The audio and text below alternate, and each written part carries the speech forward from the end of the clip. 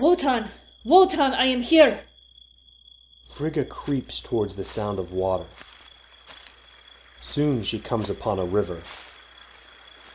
The moon once again shines, and the surface reflections bathe the whole clearing in a dim shimmer, like an underway lagoon at sundown. A deer moves into view, limping towards the water. An arrow protrudes from its haunches. Hunters? The large man grasps the head of the whimpering doe and jams an arrow through her neck. Wotan, you lead me to this? The murky figures kneel down before the doe and in unison raise their hands.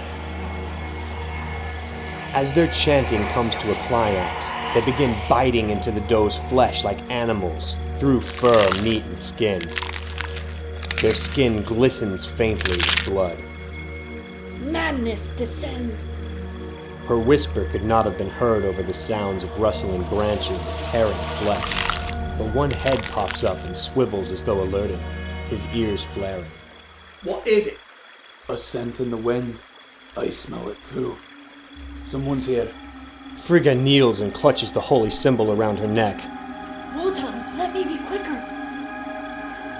Frigga vaults up and runs. There! Frigga moves with incredible haste through ragged underbrush. Don't let him escape! Please, Wotan, let them fall behind. Frigga moves out of the forest and back into the village. She reaches the window of her cabin, jumps and slithers through. In one motion, she spins around, closes the shutters, and latches them. She slumps down against the wall and looks over to her sleeping companions. Protect us. Please, protect us.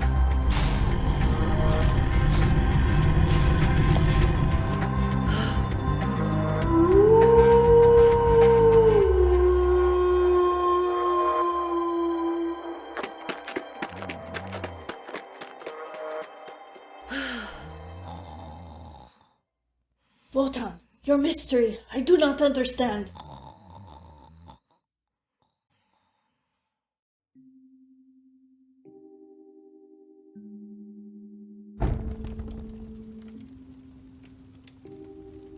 You are awake. I hope you remember you must drive the wagons. What is that you are making? Only tea. I will make some for you. Soon the sun rises. Bjorn hands a full cup of tea to Frigga.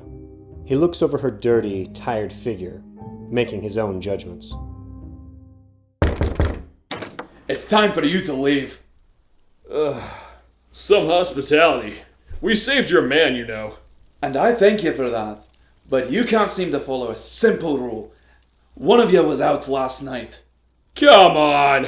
We were all exhausted. We went straight to sleep. Ivar sizes up the party, who looked rested well enough. But then he notices a pale, tired girl with dirty feet.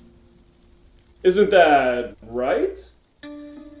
Yes. Yeah, I was asleep the whole night. Yeah. Yes, yes. I don't see any problems.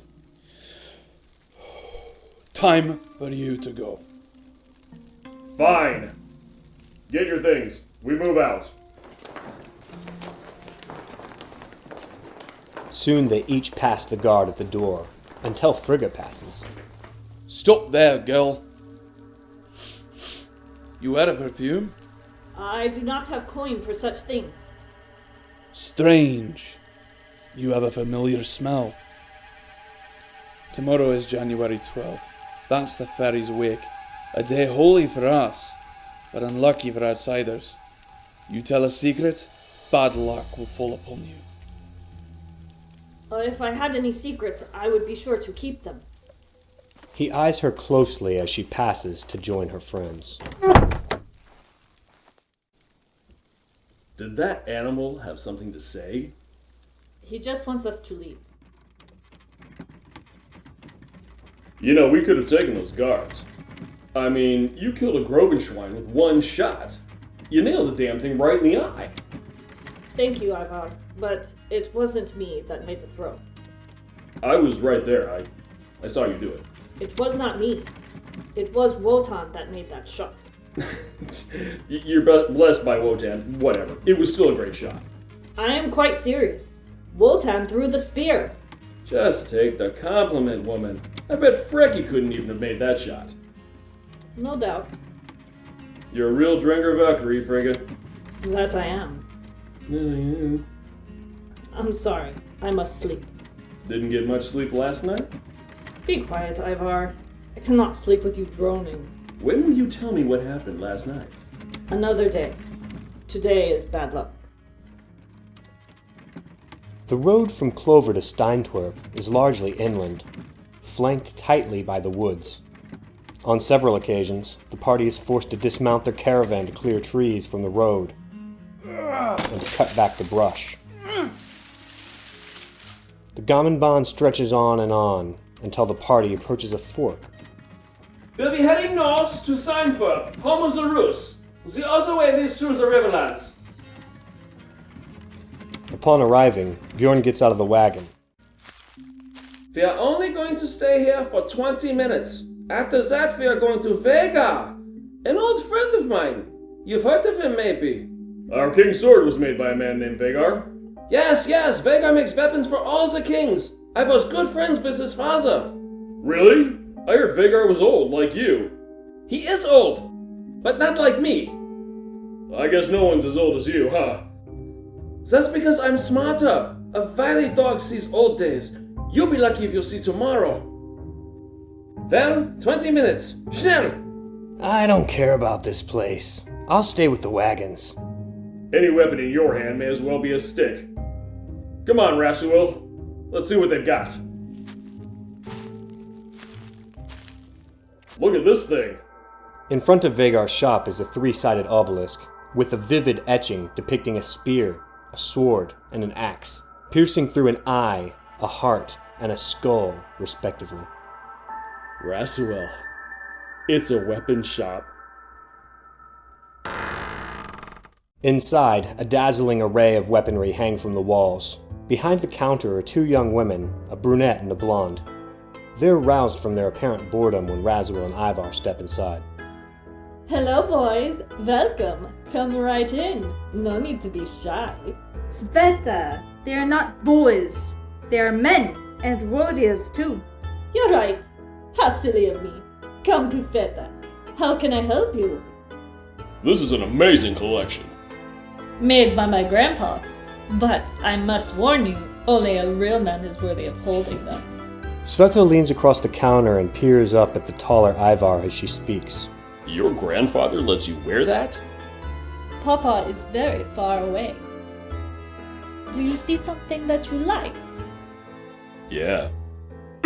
That sword there. May I see it? You have an eye for beautiful things. Lay yours next to mine.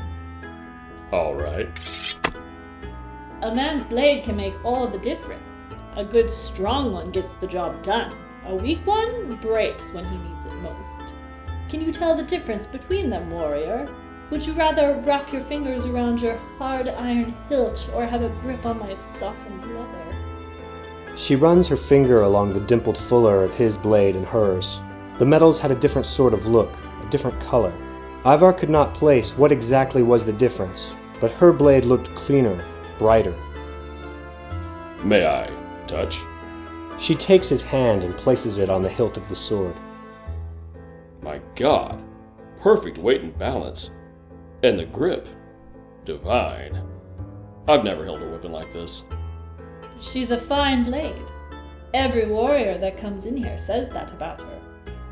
But none yet have been her match. I'll take her.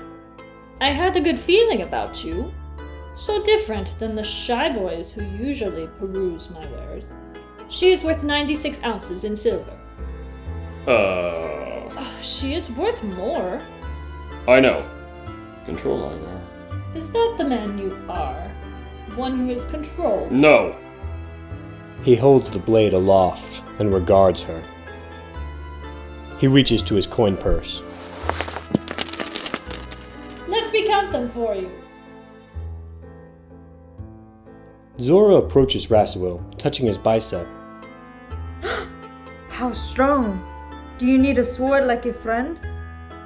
I can use any weapon. But not every weapon is the same, are they? What you say is true. What kind of fighting do you do? Yesterday I fought a Grobenschwein. I was nearly killed. You fought a Grobenschwein. How brave. She puts one of her hands on his arm and another on his chest. Rasuel recoils from her touch. Perhaps. But it did not unfold as I had imagined. I put myself at great risk and failed. She frowns at him. He stares intently at a helmet on the rack. He had not made eye contact with her since her approach. A shame. Perhaps if you wielded my spear, it would have been different. The best spear would have missed. Were you scared? Rasuel turns his head and locks eyes with her. Perhaps I was. Zora looks him over and sees the old helmet hanging on his belt, scratched and dented in many places, a worn leather strap for the chin. Old and cheap. Your helm. You trust it with your life, your very soul. Rasuel suddenly takes notice. Zora taps on his worn chest plate, making sure not to touch his skin. You go into battle, trusting your life to halfway protection? You will stop being a poor man and instead be a dead man. Tell me what you can afford. Rasuel pulls up his coin purse and peers inside. 7 silver coins. More than he had expected. 7 silver. 7 is enough for a helm worthy of trust. Come. She guides the pensive Rasuel to a mirror mounted on the counter. He gazes upon his own face in the warped and spotted glass. He had heard of mirrors, but had never seen one before. It was the same face, though older now, that had in times past peered up from the surface of the Sea Spear Lake. Only now it was somehow sharper, brighter, cleaner. As he stands transfixed, Zora approaches him from behind and carefully places a helm onto his head.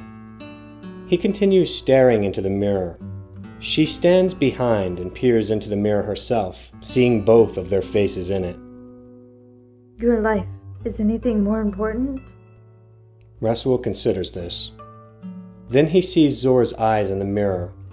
Unblinking, caring, intelligent. I will take it. He reaches for his coin purse and surprisingly finds his fingers fumbling.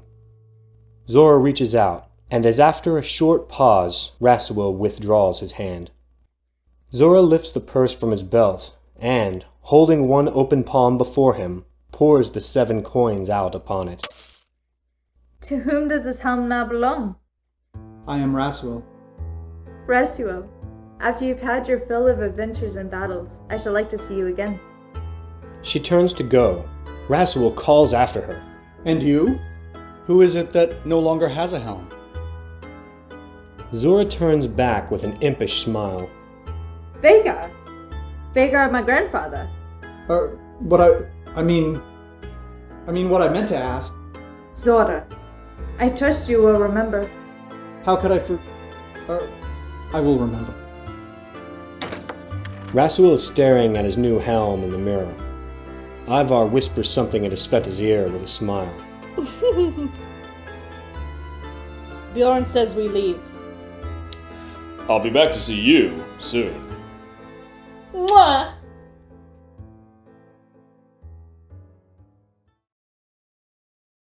Into the forest! We go to see Vega! Bjorn leads them along a barely visible trail through the deep and dark forest. Visibility worsens as the sun sets.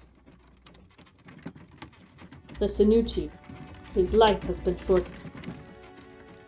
But he will live through winter dark. His tribe is not ours. We risk much for little reward. On this road we are the only Ruticai. We do what is right. We may find allies among the like-minded. All minds are alike in death. If there is to be suffering, let me bear it alone. After the Grobenschwein split you open, are we not the next to suffer? A ship needs rowers, port and starboard. And you would row with a spoon. I was better equipped to fight. Were you now? My armor is poor, and I lost my shield, my helm. I've seen how the Grobachwan can be killed. But have you not also seen the cost? As in the saga, no ale and no food, death cold outside. Now feel gratitude, for today no one died. No funerals today, but there could have been several. Perhaps you prefer that. I prepare the dead for a journey. Do not think it a pleasure. I could have had the life of the mothers, and weavers, and cooks, but those the Ruticai already have. A woman knows as much as a man, maybe more. She should be spared the need to draw blood. Did I not train in the proving grounds at your side? Did I not suffer also under Sigurd's rod?